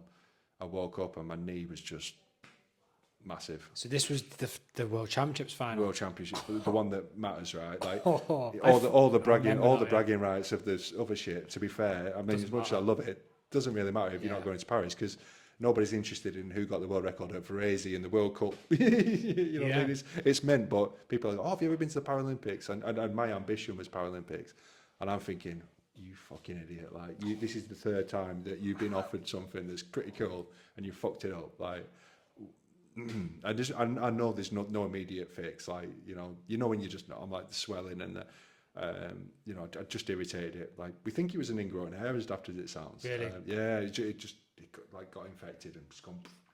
So now on all the antibiotics you can get your hands on in Serbia, you know, that we travel with a doctor, you know, so she squared me away with everything she can possibly do medication wise. The physio, who's an ex-Navy, actually used to Pat. He used to work at Lympstone. He was coincidentally back in the day. He was the physio at Lympstone. Really? So and then he moved over to swimming and then rowing. So he was the right man, you know, because he was like, no, you know, like this is absolutely your fault. You absolutely better get yourself ready. You know, like I'm going to help you, but you know, we're going to be on a pretty strict icing routine. And so I've got this bloody compression thing on. Lauren's giving me daggers. Like, bless her, she's trying to be empathetic, but I can see her wanting to just be like, you fucking idiot. But yeah, we were like, basically between me and Pat, and we were both, you know, military mindset. We're like, somehow we're going to row, and we're going to come in the top 5, you know. And oh man, and I woke up the next day. It's big, not as big, and I'm like, that's good. You know, I'm going down there sheepish in my wheelchair on time. You know, like It's not as big. like people are like, no one wanted to say, "Are you good?" But everyone just being like, "Well, he's here and he's in his kit, so just shut up and let him see if he can squidge his leg into his socket." So anyway, we go out and we always do a pre-paddle before we row. You know, you go out and basically just loosen up, sharpen up. You know, you get your race head on. You know. Do 4,000 meters, nothing heavy, but you know, make sure you're ready to go. And we go out. It takes me 20 minutes to put the leg in the socket, which is like, you know, that's how quick it should happen. Really? Yeah. The pain. It was just trying to tuck it in. I remember like me and the physio literally being like this, trying to tuck it in. You know, like, but once it got in and once it was attached, it was grim. but it wasn't awful. You know what I mean? It was like, okay, that's really uncomfortable, you know, and it's going to hurt a bit, but It's in because you you've know, got at like least it's a in. gap there now. So is it just like literally splitting over the side? Oh, Then was it yeah. It's like a muffin top. really? Yeah, genuinely, like it was hard. And listen, you've got your opposition around you, and that we're not saying anything because we're like, you know, we don't want people to start getting the tail up because they're like, because we were firm favourites, you know, and we set the world record in the heats. You know, I think we were at 8 minutes point something. Then we were pissed off because there's a picture of me that's looking absolutely fuming because it was 8.00.9 or something, and I'm like, one stroke. You know what I mean? Like, but anyway, I'm like thinking about that. World records are off the table here. You know, like, and it was a headwind, which, you know, we knew played into the hands of China a little bit because they don't roll well, but they roll well into headwinds, which we'll come back to. But yeah, I went out and it was just that classic feeling of just like, all right, this isn't ideal, but yeah, you've got a job to do. I feel like from your story, you do thrive in them moments, though, don't you? When it's like, you know, like when you said Lauren and your coach gave you a bit of a talking Yeah, to after the yeah, first race. yeah. I feel like when the chips are down, like you I'd pull like out to the think bag. so, yeah. No, I'd you like to will. think so, The yeah. story you've told me, Yeah, that's what I'm picking up on. So it's like yeah, it's almost like this is setting you up. So I know in your mind, I can imagine yeah. you. So how did that race go Yeah, then? yeah, and it's that like I love being part of a team. Like I don't think I would have been as effective, even if I could, you know, even if I was more capable in the single. Like, you know, like I don't know. Even when I love playing golf, right? And I prefer the team element, if I'm honest, than I do playing, you know, for myself. Like, so I do enjoy being part of a team, but I think I take that responsibility on as well. You know, I honestly felt so guilty because I was like, shit, we have, you know, no other way of looking at it. We've opened the door to the opposition a little bit here, and it wasn't as awful as it could have been. I mean, the day before, I'm like, I'm not rowing. Like, you know, Really? trying not to be defeatist, but I'm like, that is not going to go in. That is what we're going to do. But anyway, we get on the start line, and it's like the most chaotic race I've ever been in, the most chaotic situation I've ever been in. I'm China fucked up on the start line. The deafest guy, right? We used to have this joke before. Lauren is like, do not listen for the beeper, for the hooter to go. You know, you look at those lights, and you know when it goes green, you go because you get the lights, and you get a bit of a. She's like, you as soon as it goes green, I don't give a shit what you hear, what you don't think you hear. What, you know, I'm notoriously pretty poor at starts. Once we're outgoing, you know, once I've got my 20 strokes, as I say, I fancy my chances, but I'm not particularly quick. Anyway, the hooter doesn't go off in a World Championships final. The hooter, but because I'm so used to looking at the lights, I'm like, it's like, honestly, like it's the only time I've ever thought, was my old man squared me away that day or what? Because it was mad. Because I'm looking for the green, and then it just goes boom. I'm like, I'm off, and I'm like, shit. No one else has gone. I'm ready for the false start. I'm like, what's going on here? And I sort of just about to slow down, and I just hear Lauren go, "Don't you fucking dare!" Like, so we get on it, and you know, we probably gained a second. You know, they went pretty quick once, but it just gave us that little bit of advantage. And I think it was massive for me because I was like feeling a bit grim, but I was like, Yeah. fucking right, we're in front of you, and we're going to stay there. You know what I mean? And to be honest, I think it was the most epic race in some ways, because it was just a slog. Like every stroke, it felt like me and him just went toe to toe. It was like he kept up with me for, you know, Chinese team. They kept up with us like for the entire race. To be fair, got in front of us at one point, and it was the first time anyone had ever been in front of us. You know, when it mattered. Like I said, the starts, I never used to even worry about that. Like first 250 meters, whatever, and then we were always in front. And then they got out in front of us. Yeah, maybe about half a length or something, and that was a shit feeling. And chips were down a little bit with the pain and stuff like that. But Lauren, the genius that she is, I mean, she should be a sports psychologist. Like when she does write a book, it's going to be incredible.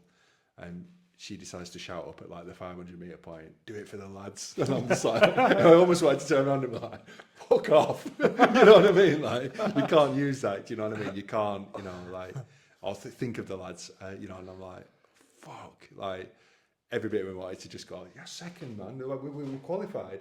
Yeah, I could feel that devil. I could feel it coming. You know, like you said, you know, when you're doing cardio and you're doing something hard and you start finding the excuse and you can feel it coming and you're trying to keep it at bay, but it's fucking bubbling and I'm like, you know, beginning to get to that like seeing stars phase where, you know, we've been a couple of times.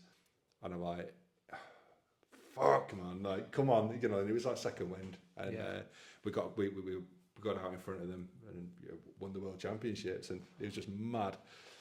What time did you get on that then? It wasn't quick. It was into a head. I think it was like an 8:14 or something. Okay, like that. yeah. So headwind. It was just that's to what I mean about being like yeah. a dogfight, because it was like it just wasn't quick. You know, when you get a tailwind and it pushes you along a bit, and you feel like it's dead electric, but into a headwind, it's like every stroke's like resistance, is it? Yeah. like grunt work. But I was meant like just to go from like desperation of I think we've lost our first race to make the race as well. The day before, make the race. You know what I mean? It was mad. It's an emotional one. My older brother, you know, the first person from a family, you know, to come out and watch a regatta, you know, because it's always Italy, and you know, it's never like when the kids are off or anything like that. But he'd come out all the way to Serbia, and I just remember seeing him in the crowd, and I'm like, fuck yeah, like our kid, like just absolutely loving it, just like, oh. And one of the other dad, like someone's dad, came over to me and he went, "Your brother before the race is pacing up and down." Someone said, "Can you stop? Like I've paid to be here. Can you stop?" And he's like, "My fucking brother's racing. Like I can't." He's like, he said to the point where he nearly had to go out, you know, off the stand and just walk up and down and get himself. He obviously knew about the leg as well. Yeah. So, I'll text him like, fuck, and he's just like, "You'll be right," you know, just like typical brother, like whatever, like. Smash it. So there's a picture of me and him like that night with a big cigar. Like I don't drink, but like we're in this, like I said, mad hotel, and they've got a cigar bar. Of course they do. like I sat these days. So we're both sat there with these huge cigars, just like world championship medal around my neck, just like in a wheelchair because I can't put my bloody leg on. But man, I love it, mate. Mate, you proper describe it well and picture it clearly. So what is the last? Is it tough trying to keep? Is there any races then from then until Paris? No, so that's it. Then that's it. Yeah. There's races, but that's like almost like a season knockoff. Then I got to come home for a bit, prep over the winter. You know, so a lot of training camps. A big one in south of France, which is pretty brutal. Big mileage. You know, the food wasn't great. You know, it's a bit of a war of attrition. And I imagine obviously they train you like you go through blocks, then you do it professional, like Olympic level. Winter's like long, your UT2, you know, lower heart rate, but lots of endurance, endurance, which coupled with a little bit of intensity. And then as you get closer to racing, you know, the mileage goes down a little bit and the intensity comes up. So, you know, you start race prepping, start putting like 500 meter efforts, you know, 8-500s. Starts getting spicy, which I love because it's hard, right? No, but it's hard, but you're starting to feel like you're at the ends. Yeah, you know, like I see what you're saying. So you're on the build. Yeah, you're on the rat wheel. You know, that's why the way I used to feel it. You know, like no one's going to win in a strange way because you're never going to be satisfied. You're just going to be closer to the goal. You know. Did you start feeling like? I imagine you started feeling relieved with the family knowing like we're coming to the end of this. It was a year. It felt so nice being like, just got to get through to August. You know? And it was like February, March before I knew it. And then that was weird because like I'd had a bit of media attention, but like the games was like different level. I can imagine, You know, for being a military lad as well, like BFBS, wanting to come and watch you train, and you know, people coming along and like just having lunch with you, and you know, we were really lucky actually. We had a psychologist or like performance coach who was ex-special forces who came in for a bit, and that was meant because you know just to give you a few pearls of wisdom. And cool. I remember him like standing there watching one of my 2K tests, and he said to me, and I'd never said to him, you know, and he said to me like, "Wow, what an honour, like to be sat there in like a GB, you know, lycra, about to do an incredibly difficult task, but earn your right to go to the games." And I was like, man, like he's talking about like, you know, really motivating me. I'm like, fucking let's go, you know. I can imagine. And it was just meant. It was just like this. The whole year was just like this build up. Don't get me wrong, there was some moments of absolute, you know, just like doubt. Or, of course. You know, remember we rocked up at the European Championships for the first race, and we tried a new seating configuration, Lauren at the front, me at the back, and it just wasn't working very well. I'm pretty sure she still thinks it was me wanting the limelight, you know, to sit at the front, but it just wasn't, you know, we wasn't making it move, and we'd won the World Championships, so they got us a new boat, and, you know, it's going to be this big, even quicker, and we were going slower in it, you know, so we had some big decisions to make, and I think that's when I started to realise that actually racing with expectation is more difficult than that fun bit I was in, which is like, you know, windmilling and smashing it about and beat up mind of like, fuck it, let's get on with it. Actually now I had to be a bit more savvy. Like I've not got the excuses anymore. I know the expectation. I know my expectation, but also like every race we're getting closer to the games. Yeah.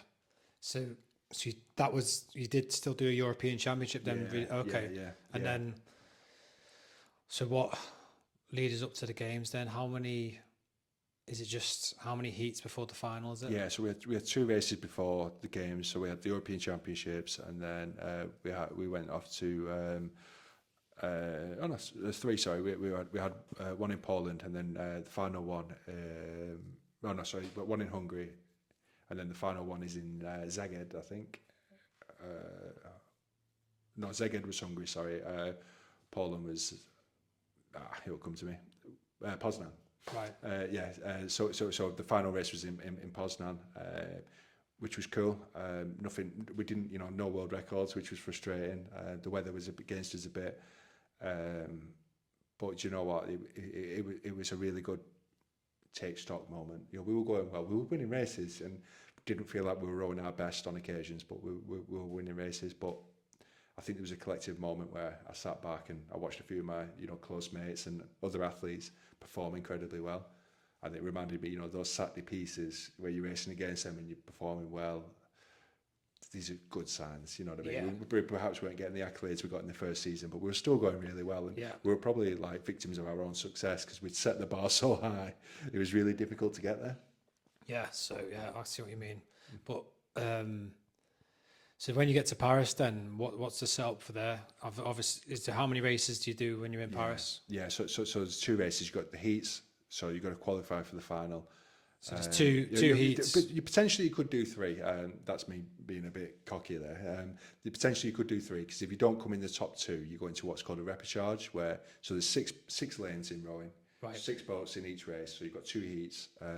The top 2 automatically qualify, and then everybody else goes into the last chance to get into the final. Right. The repechage.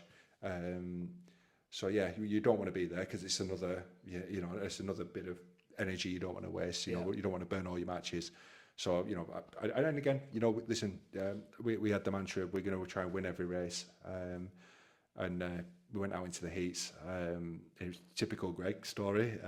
We're nearly ready to go out. It's ridiculous. The pressure's different. Like there's literally close to 10,000 people in one massive stand. Exactly like the Olympics that we'd watched 2 weeks, 3 weeks before.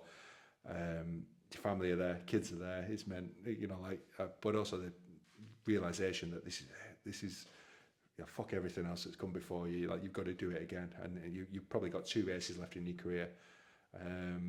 Finish on a high. We saw the pressure's bubbling a bit, but the weather was fucking awful.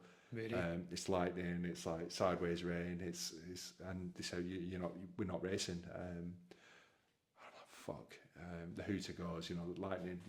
I'm thinking I'm going to end up back at the hotel. I'm the only person that could possibly come to the. I've done my caffeine gel. I'm like, I'm good to go. I'm like proper on it. Absolutely, nerves are up here. Just feeling like I could have gone and raced, and I'm like, I'm going to be sat on that fucking bus. An hour back to the village, and then still buzzing with all the caffeine and that, and having to come back at some shit time tomorrow, and but that's me. I need to accept that's likely to happen. But fortunately, I'm like stretching for an hour. I think I even pulled my hoodie over my face because I was like, I had my music on in my ears just to try and I'm doing some shit stretching, and I'm like twitchy, and I'm just like I'm almost like getting my head down, like eyes shut but not fully asleep. And then I get a bit of a kick off Lauren, like they're saying we're going to race. So we get out on the water, and I'm still not 100% sure, but we're paddling down to the start, and the weather just seemed to we're still wondering how the hell I'm going to hear because it was so windy. I'm like, my hearing aids were going berserk. But honestly, we're rowing down to get on the start line, and it just seemed to switch. It wasn't perfect weather, but it was nice weather. It gave us a bit of a tailwind. We're like, fucking hell. Like, have you seen that flag? Like, okay. Like, keep an eye on this. It seems to be switching a bit, and we sat off, And oh my fucking God, it was rapid. It was like, this is nice. This is, you know, it was hard because it was lumpy, bumpy water and windy, but it was giving us a bit of a push and fucking smoked it. Did a 7:56, so we'd, you know, Really? we'd gone, you know, sub 8 minutes. The first boat to ever do it. I thought I thought you don't set world records in the games. You know, you just win, and nobody says, oh, but did you set a world record? You know what I mean? So anyway, we flew, and you know, it all went well. Responded to all our calls. You know, the crowd are buzzing. You could see the family bouncing about, and it's a given, right? You know, then that's what the media are all saying. You know, who's going to beat the Brits? But yeah, what a day that was. Wow. Who was in that heat then? That's a really good question actually. I think we had like Ukraine, maybe Poland, definitely had Poland, France, and your French are good talkers as well. You know, she's a really good girl, older woman, but incredible. She's called Pearl, and yeah, she'd like give you some shit before the races. I love that though. I'm just like, she'll give you the look, you know, like, how dare you? And you know, the Dutch were kicking about, you know, so it was good. It was a really good race, but we knew we weren't in China's heat, and China had gone out before us, interestingly. On the first heat? Yeah, in the heat, they were heat 1, we were heat 2. You know, they seeded the boat, so we were in separate races. Were you the two favourites then? I take it. Yeah, we would have been the favourites, so for sure. And they've won their heat. I don't know anything. I don't even know if they've won the heat. I'm assuming they've won the heat, but I've gone over the line and I'm like, I see the time and I'm just like, fucking yeah, you know, like that was quick.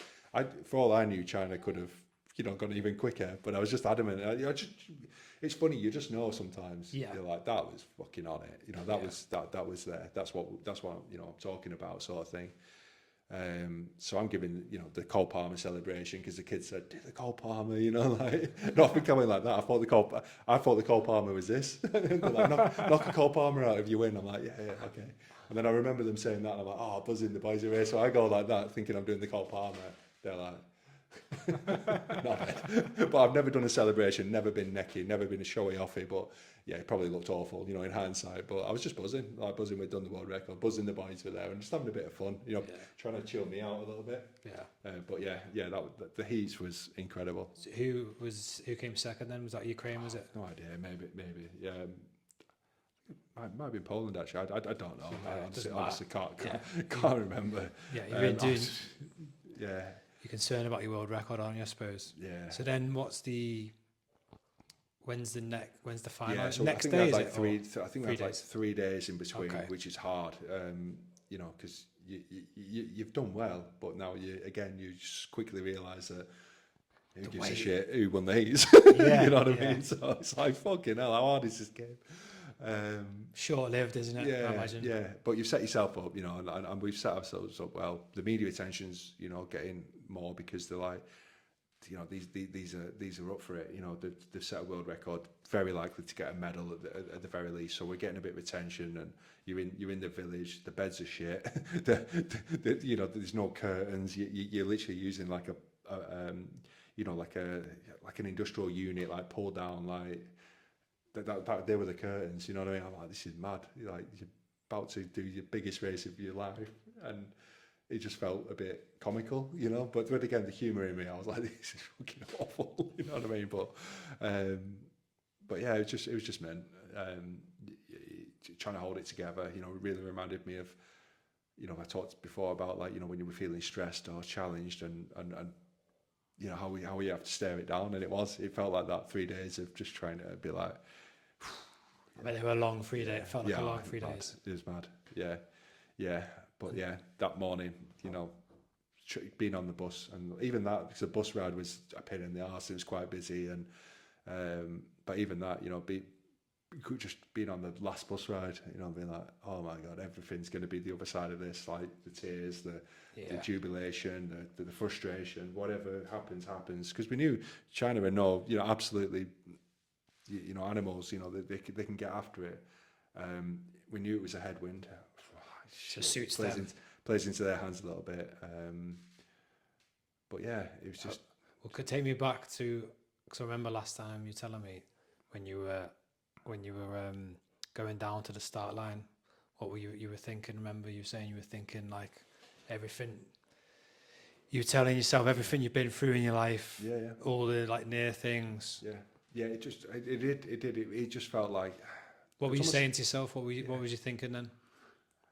I'm heading down to the start line, and you're beginning to get the doubt. I'm beginning to just be like, fucking hell, like right, but it was the reality of just putting myself in that position of, actually this isn't life or death, but this is just what a cool opportunity to put everything to bed. The question marks, the challenges, the being the nearly man, the frustration that came with the disability, but the awakening that came with it, and just being competitive, being that person that you thought you'd lost, and it was fucking meant. It was just like, what a time just for it to all to come together. People talk about like flow state and stuff like that, and I've never really understood what that means, but I was like, there was something about that last 30 seconds where it was like, it's almost like going into a firefight in a way. It was like, well, it's too late to worry now.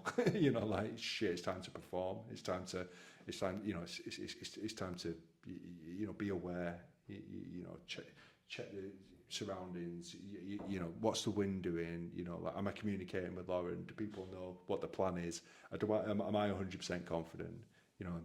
Run back through it with Lauren, like, yep, these are the calls, this is the situation, and this is how we're going to execute it. So it felt very military-like. Unfortunately, in the final, China just put it on us, really? Like we set off and they just put it on us. And I was almost like, dickhead, like that is quick, that's too quick. early, yeah, too quick, too early. Way too quick, and I wasn't being defeatist, but I'm really glad that I was kind of big enough to go, all right, go on then, mate, if that's the way it's going to go, you go, you show us. And fair play to him, he held it, and I remember we called it up at like 12:50, our usual call, where they're a boat length in front of us. It's the first race I've ever been in when we've got to that position where I've gone like that and I've not seen. I'm not meant to look around, but I'm like having a sneaky little look. I'm like, fucking hell, I can't see them. So we put on a big push at 12:50. Nothing. I'm like, oh shit. So that's where I think I'm beginning to doubt myself a little bit, because I'm like, should I have, a bit more like how I raced the World Championships the year before.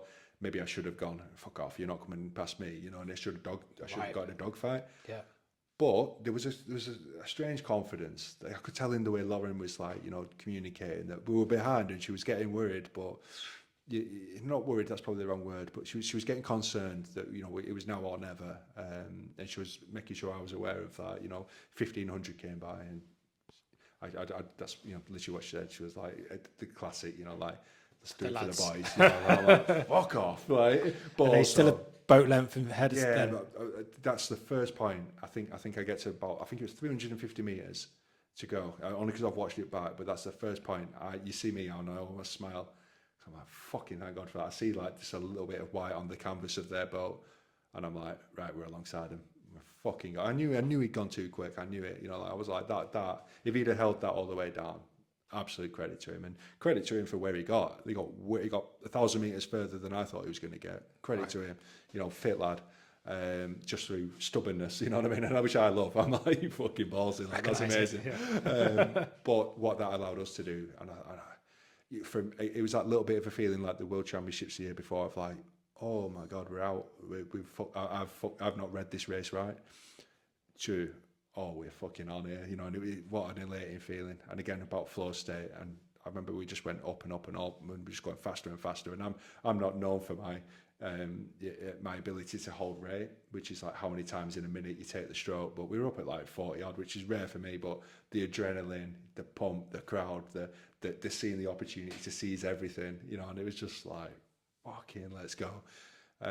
Best feeling ever. Like, genuinely, my eyes must have been about this wide, and I'm, as soon as we took off, and you could almost see him look over and be like, twat. You know what I mean? Like, oh my God, all that effort. When we've gone over the line, and I'm just screaming, like, no coolness about it. But I wish I'd have been a bit more cooler in a lot of ways. But like, do you know what it was? It honestly felt like just the tap of like the trauma that that talk I did before, going up to the start line, of just like, you've earned this the hard way. You have every right to go and win this race, and you need to be confident in your own ability. Like, don't doubt yourself.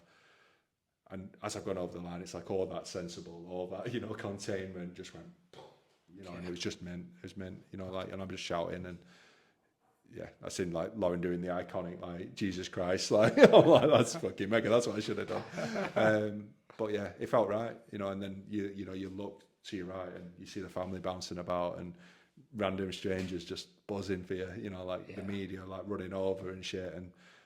And you know, credit to Lauren, she just goes right. You know, she's been there. She doesn't say I've been here, but she just goes, row, do 20 strokes, sit us in the middle of this lake before we go in, and we're having a minute. Yeah. Best call ever. Do you know what I mean? I didn't even look at the family. I just looked down, like little cry, solitary tear sort of thing of just like, you fucking maniac. Like you had no right to go and do that. But with the right team around you, you know, with the right family, you know, my missus who's put up with me when I, you know, perhaps wasn't on best behaviour, you know, best form, you know, the kids believing in me. You know, the best part of the race for me was my missus telling me that when we were behind, she's terrible, you know, like she loses it watching kids football, terrible.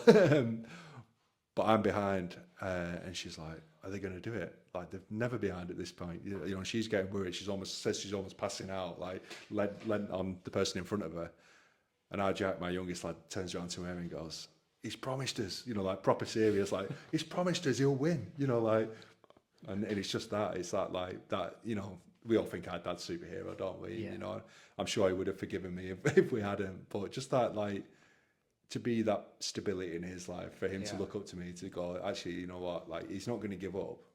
And I love that, because I did give up on occasions, you know, and in those early days, and I didn't know how to get the best out of myself, and I was very lost. So to be that dad, you know, is everything for me. And I'm so glad that we just took that minute before I got told all these weird and wonderful stories to be a bit selfish, you know, and just take a deep breath and go, man, that's pretty cool. Well, mate, a minute is like to process it all. Do you know what I mean? Because the journey, like, obviously, anyone who listens to this, the journey of it, mate, is like it's a long journey, man. The ups and downs and all that, for it to come to an event, in the moment, then to win it. Just like, of course, you need a moment. Do you know what I mean? It's like it's such a funneling point. So yeah, it's unbelievable, mate. Absolutely unbelievable. I'll put the link in for the video because I've seen it. Yeah, please. I've watch seen it now after mad, we spoke last time. Yeah. And it's amazing to hear the story, then to watch it, just to know what you were thinking, what was going on. Just absolutely wild, that, mate. It's brilliant. Absolutely brilliant. It's just been a year, hasn't it now? Yeah. So it was September. September the 1st, I think it was, something like that. Yeah. So just year point, and feeling unfit now. I'm like. So I know obviously you knew you weren't going to compete after that. And there's Lauren retired now, is she? Yeah, she's retired from rowing. She's wheelchair racing, which is cool to watch. You know, like I know, you know, very little. I've always appreciated it. In what, like marathon stuff? Yeah, marathons. Yeah. Wow, so she's done London. She was at Berlin at the weekend.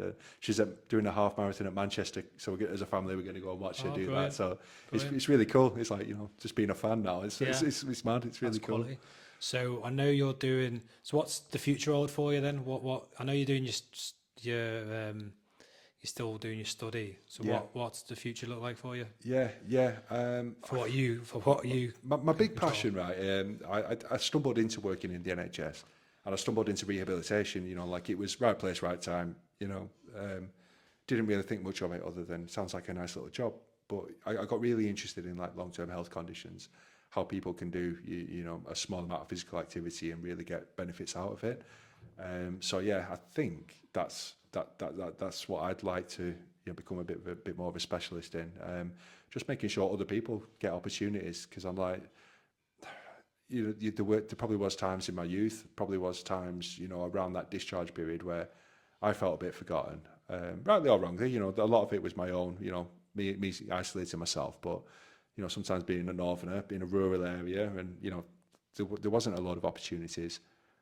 But I'd like to think, with the PhD and the inequality hat on, that we can hopefully get more people being active, because I hope I'm a figurehead and an ambassador for people who shouldn't be doing crazy shit, that are doing crazy shit, and who would have thought I would be a bloody rower? Mate, 100%. I was thinking, like, if you, like, full-bodied with the lungs you've got on you, if you grew up in Cambridge and you went down them, Who knows what? 100, Who knows yeah, where you could have gone? 100%, So this 100%. is, it says to your point, like if you're born in the, like in the middle of nowhere in the north, doesn't matter where you are. We're capable of more than what we realise, aren't we? 100%. I think that all the time. How many kids are out there that Yeah. could have, should have, Yeah. maybe, but never know? You never know. One, because they never took the, you know, if they're in a position they never said yeah and they weren't ready. There's all that side of things, but it's just like opportunity. So, so yeah, mate. If like you are an inspiration for that and an ambassador, and thank you. you've, Yeah. you know, your story from how you've said it, all these marker points of being down and getting up, taking the opportunity, going for it, making them family decisions. They're all markers, so you are the perfect voice to put that out. And yeah, mate, more opportunities. Yeah, that's just stuck in my head. You, able-bodied, with no injury, grew up in Cambridge. Yeah. How do we know you wouldn't have been like Olympian single boat? Yeah. You don't know, but you've clearly got. Yeah, You've clearly had the mind, the body. Do you know what I mean? So you just don't know what people are capable of. Yeah. And I honestly, you know, feel so fortunate to have, you know, bumped into the role models, to bumped into people, you know, like the Eric Kents, the guys who, you know, just you know, went out of their way, you know, to help me, you know, the sponsorship, you know, the you know, it sounds a bit cheesy, but you know, like the National Lottery giving you a small bit of salary to, you know, it made a big difference, you know, in being able to drive down. It was only paying my fuel, but you know, actually it made a huge difference in me being able to do it. And I'm like, yeah, you know, you grew up in Oxford or Cambridge, yeah, it's around the corner, you know, it's in Reading for a reason, right? But actually, yeah, it felt, I was always really proud. You know, I used to wear my Agecroft colours pretty proudly down there, my Burnley cap on, because I'm like, fuck it off. There's just a grit, mate. There's a grit to something not being handed to you as well. And I do think that's kind of like within bringing it back to the military, the British military is like, it's mate, getting, like you said, getting up at 5 a.m. to go down to Salford. Like there's just a grit in you to get up out of bed. Just that first step to then go on and break the ice and get in the water, and not have it handed to you, mate. It builds something into you. Yeah, do you know what I mean? It does, and exactly that. I love that. I love that it's in your hands to a degree. You know, we all need support, and I get a bit frustrated. You listen to podcasts and people make it sound like they've done it all.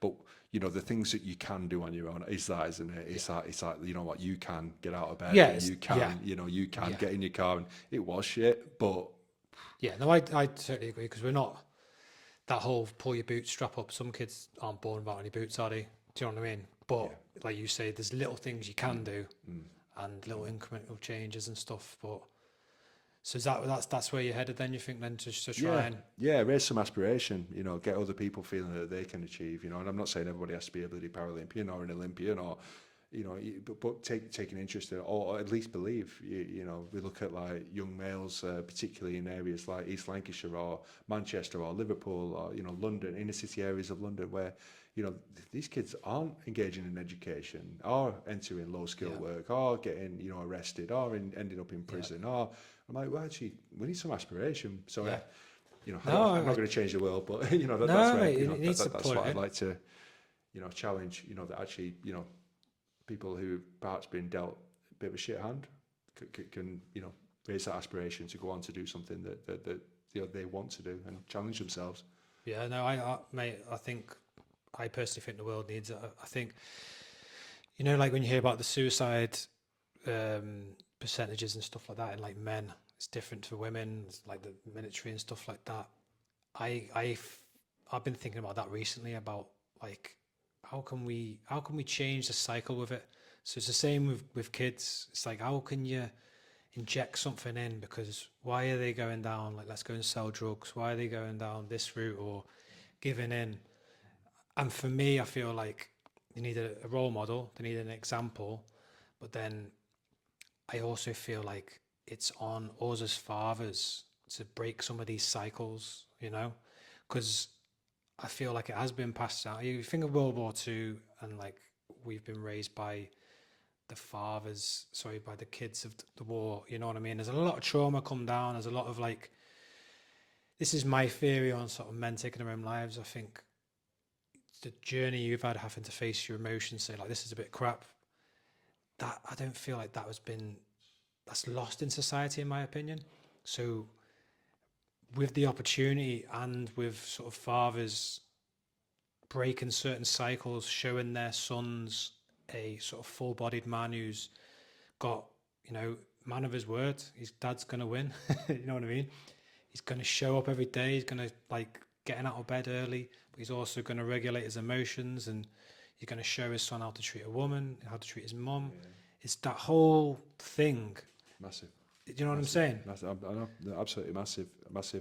And you know what? That's the wonderful thing about sport. I think it goes overlooked, and I think it's something we do, not very well in this country. Because we especially as fathers, I pricked my conscience a few times where I was shown a new world in rowing, and actually saw some young kids who used to kick my ass at Agecraft, who were great. Not the most gifted, sportsmen and women in the world, perhaps, but actually got really good at something, in a positive environment that is. At the bare minimum, even if you're not a great rower, you've done a lot of arduous things that day to get there, because it tends to be early, tends to be in terrible weather sometimes, tends to be, it's not an easy thing to do. It tends to be a test or a race or actually compare that to like Sunday League football, and where the kids, get perhaps, driven to the game, go on play. And if they're talented, even worse, because they get told, they're talented, and, how, so whole self-esteem is pinned on, that the outcome of how they've played. And I just look at it and I think, actually, like, bloody love football, don't get me wrong, but we could do so much better, because we're not setting people up to win, right? We're setting people up to fail. You're putting all that hope on your ability, and you go, well. That's a great point, because there's the lessons you've just said, and that, and obviously within the race, within the training session, you're uncomfortable, you're pushing yourself. So yeah, there's a lot of life lessons, and if you're able to do that, you can translate that, can't you? Because getting up early, being uncomfortable and enduring some sort of physical pain or whatever, it sets you up in other areas, doesn't it? You may not be the best in it, but you can use them skills gained to. So it is, and it's about how can we offer opportunities like where we can build resilience. And I just think sports are the perfect playground. It's why it exists, right? Isn't it? You think of like the traditional sports, and it just mimics a military, combat, doesn't it? Yeah. Where it's a role rehearsal for getting the better of someone, and that's all sport evolves from. The horse racing in Mongolia and all this. All it was almost a simulation of a battle, or show your war skills, show how how strong you are. So actually, I think we miss that, and unfortunately, as adults, we tend to do a bad job at trying to encourage children to do that. Tend to do it through shouting, or pinning our own self-esteem on how good your son is at football. And like, particularly young boys, really had to wipe my neck in recently. So I'm like, do you know what?